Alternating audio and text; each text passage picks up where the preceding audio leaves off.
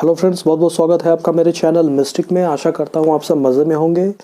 दोस्तों, आज जो हमारा टॉपिक ऑफ डिस्कशन है वो इक्वली इम्पॉर्टेंट है साधक भाई बहनों के लिए और जन साधारण के लिए भी। इसलिए मेरा आपसे ये रिक्वेस्ट है, इस वीडियो को अंत तक देखें और अगर आपके पास अभी फ्री टाइम नहीं है तो अभी से छोड़ दें, और जब भी आपके पास फ्री टाइम होता है इसे पूरे ध्यान से सुने और देखें, क्योंकि इसमें आपको एक ऐसे समस्या का समाधान मिलेगा जिसके बारे में ना आप कभी सोचते हैं, और अगर सोचे भी तो आपके पास सॉल्यूशन होता नहीं है, क्योंकि इस पे बहुत ही डीपली कोई एनालाइज करे तो इसका सॉल्यूशन मिलता है। समस्या अगर आप सुनेंगे तो आपको लगेगा ये तो कोई बहुत बड़ी चीज़ नहीं है, ये क्या बोल रहा है। हमारा आज का जो टॉपिक ऑफ डिस्कशन है वो ये है कि हमें आनंद की प्राप्ति कैसे हो, हम सुख को कैसे प्राप्त करें, हमेशा खुश रहने का, आनंद में रहने का क्या तरीका है। दोस्तों देखिए, सुखी होने के लिए, हमेशा मस्त रहने के लिए, मस्ती में रहने के लिए लोग क्या क्या नहीं करते हैं। ड्रग्स लेते हैं। अभी देखिए हमारे बॉलीवुड में लोग पकड़े जा रहे हैं, बड़े बड़े नामचीन हस्ती जो है ड्रग्स का सहारा लेते हैं। लोग स्मोक करते हैं, भांग गांजा पीते हैं, शराब के नशे में रहते हैं। इसका कारण क्यों है? ऐसा करने से, ये जितना भी एडिक्शन है इसको करने से होता क्या है, ये संसार चला जाता है। संसार का अर्थ है जो भी संसार में हम जो सोचते हैं, जो समस्याएं हैं, वो सब कुछ देर के लिए गायब हो जाती है। मतलब संसार गायब हो गया, वैनिश हो गया। तो जैसे ही संसार गायब हो गया, बस हमने इतना किया। हम कब सुखी होते हैं? जब कोई व्यक्ति है वो बहुत ही डीप निद्रा की स्थिति में है, बहुत ही गहरी नींद में सोया हुआ है। आप उससे पूछिएगा, वो बोलेगा अरे भाई मैं तो ऐसा सोया कि मुझे पता ही नहीं चला। और सोने के बाद वो बहुत ही अपने आप को एनर्जेटिक फील कर रहा है, रिफ्रेश्ड फील कर रहा है। उसने किया क्या? बेसिकली उस समय ना उसने कोई बहुत अच्छा खाना खाया, ना कोई मूवी देखा, ना किसी तरीका का बेसिकली उसने कोई एक्टिविटी किया ही नहीं। वो सो गया। इसका अर्थ ये है कि इस दुनिया से डिटैच हो गया।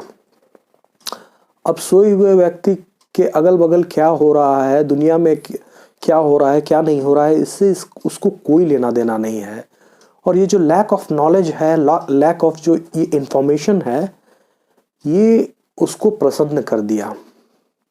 अब देखिए, लोग हमेशा, हर व्यक्ति हमेशा, अगर कोई जागरूक व्यक्ति अपने आप को कहता है कि भाई मैं एक जागरूक इंसान हूँ और पढ़ा लिखा हूँ, वो हमेशा कोई न किसी तरीका का ज्ञान, कोई न कोई इंफॉर्मेशन को कलेक्ट करने में लगा रहता है। और इसके पीछे अगर आप जानने की कोशिश करेंगे, भाई तुम क्यों इतना इंफॉर्मेशन क्यों गैदर कर रहे हो, इतना डेटा क्यों गैदर कर रहे हो, इतना नॉलेज क्यों गैदर कर रहे हो, तो इसका जवाब यही होगा कि इससे मेरी अंदर की जिज्ञासा शांत होगी, इससे मैं सुखी हो जाऊंगा। अब आप देखिए, हमारे पास पहले, आज से 500 साल या 1000 साल पहले ये सारे साइंटिफिक उपकरण नहीं थे। हमारा लाइफ में इतना ज़्यादा विज्ञान का प्रेजेंस नहीं था। रात के समय, अभी देखिए जैसे मैं आपके लिए वीडियो बना रहा हूँ, ऐसा नहीं कर सकता था क्योंकि लाइट की व्यवस्था नहीं थी। लाइकवाइज हम बहुत सारा चीज़ है जो हम बोलते हैं सो कॉल्ड कि हम इंजॉय कर रहे हैं, लेकिन इसका रिजल्ट क्या हो रहा है? आज का आदमी डिप्रेस है, एंजाइटी में है, उसके विचार पूरी तरह से दूषित हो चुके हैं। तो ये जो सुखी होने का जो तरीका था, इसका मतलब कि ये गलत है। हमने देखिए अपने आप को एक जगह से दूसरे जगह जाने के लिए जो भी मोड्स ऑफ ट्रांसपोर्टेशन है उसको इम्प्रूव किया। पहले लोग बैलगाड़ी में यात्रा करते होंगे, घोड़े पे, या वैसे ही कोई पशुओं को यूज़ में लाते होंगे। अभी देखिए हमारे पास जेट प्लेन्स है, क्या क्या नहीं है। हम कहीं भी, जहाँ पहले हमें महीनों लग जा सकता था, अब कुछ घंटों में हम वो यात्रा पूरी कर सकते हैं। सब कुछ हमारे पास बहुत ज़्यादा सुविधा हो गया। इसका रिजल्ट क्या निकला? एंजाइटी, डिप्रेशन, दूषित विचार, यही है। और यही कारण है एक व्यक्ति दुनिया से या समाज में या बेसिकली अगर हम बात करें तो दुनिया की ही बात करेंगे, बोलेगा भाई हमारे एंजाइटी का ये रीज़न है, हमारे डिप्रेशन का ये रीज़न है, जबकि वो बात नहीं है। एक व्यक्ति सबसे ज़्यादा परेशान अपने विचारों से रहता है। यही कारण है कि अगर व्यक्ति सो जाता है, प्रगाढ़ निंद्रा की अवस्था में चला जाता है, तो वो सुखी हो जाता है। वो ना कोई सिद्ध पुरुष हो गया, क्योंकि सिद्ध पुरुष उसको बोलते हैं कि एक ही स्टेट ऑफ ब्लिस हमेशा रहे 24 आवर्स। वो सिर्फ सो गया, मतलब वर्ल्डली अफेयर से उसको कोई मतलब नहीं है, कितनी भी अच्छी घटना उसके अगल बगल हो रही हो, बुरी हो, उसको कोई लेना देना नहीं है। अब लोग तरह तरह का जो नशा करते हैं, ड्रग्स लेते हैं या फिर जो भी हो गया, शराब पीते हैं, जो भी करते हैं, उससे होता क्या है, कौन सा ऑब्जेक्टिव अचीव होता है? उससे होता ये है कि दुनिया ख़त्म हो जाता है। वो जागृत अवस्था में है, सोए में तो हम सो गए तो हमें कुछ पता नहीं है, और जागृत अवस्था में हमारा बेसिक सेंसेस काम करता है, हम देख सकते हैं, सुन सकते हैं, सब कुछ। लेकिन दुनिया से जो फ्रिक्शन है, जो कारण है, हमारे जो विचार हमें परेशान करते थे, वो विचार करने की शक्ति खत्म हो गई या बहुत ही कम आने लगी।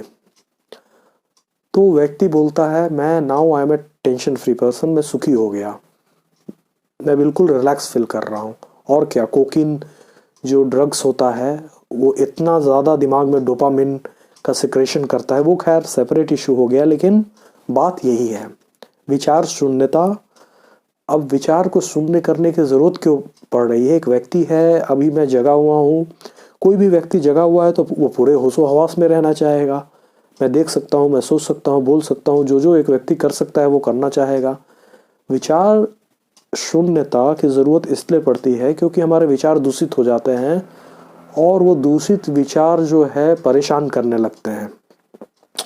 तो हम कुछ ही देर के लिए सही उसे रोकना चाहते हैं, रोक देते हैं तो हम खुश हो जाते हैं। और हर व्यक्ति, अगर ऐसा कोई कारण ना भी हो, आप देखेंगे अगर कोई नशा कर रहा है, उसके पास ऐसा कोई रीज़न दिखता नहीं है, उसके पास सब कुछ है जो वो चाहता है, पैसा है, रुपया है, सब कुछ है, तब नशा क्यों कर रहा है? Again I am depressed, reason unknown. तो यहाँ पे मानना पड़ेगा कि कोई भी व्यक्ति हो, चाहे वो दुखी हो, सुखी हो, वो खुश होना चाहता है। और ये खुशी जो पाने की जो चाहत है, आपको आश्चर्य होगा ये सुन के, ये मेरा सिर्फ मानना नहीं है, वेदों का भी ये निश्चित मत है। किसी भी संत महात्मा ने जो जिन्होंने सेल्फ रियलाइजेशन किया है, वो भी इसी कंक्लूजन पे पहुंचे हैं।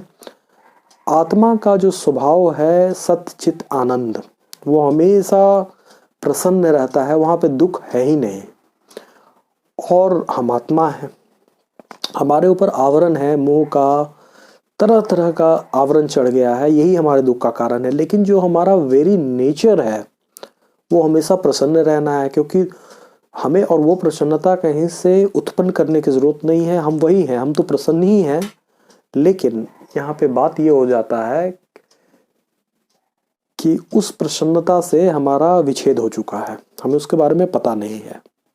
देखिए, एक मैं आपको एक छोटी सी घटना बताता हूँ। एक बार गौतम बुद्ध के पास बहुत सारे संत महात्मा आए, उन्होंने बोला हमने संसार छोड़ दिया, संसार से हमारा विच्छेद हो गया, इंद्रियों को कसा, भोग की सारी सामग्रियों को हमने त्याग कर दिया, लेकिन अभी भी हमें आत्म साक्षात्कार नहीं हुआ, ईश्वर के दर्शन नहीं हुए,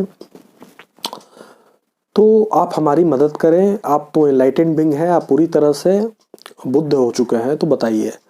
बुद्ध भगवान ने उनके किसी भी सवाल का जवाब नहीं दिया, वो उठ गए और उठ के वो कुछ सामान खोजने लगे, कुछ सर्च करने लगे, और ये क्रम जो है घंटों तक चलता रहा।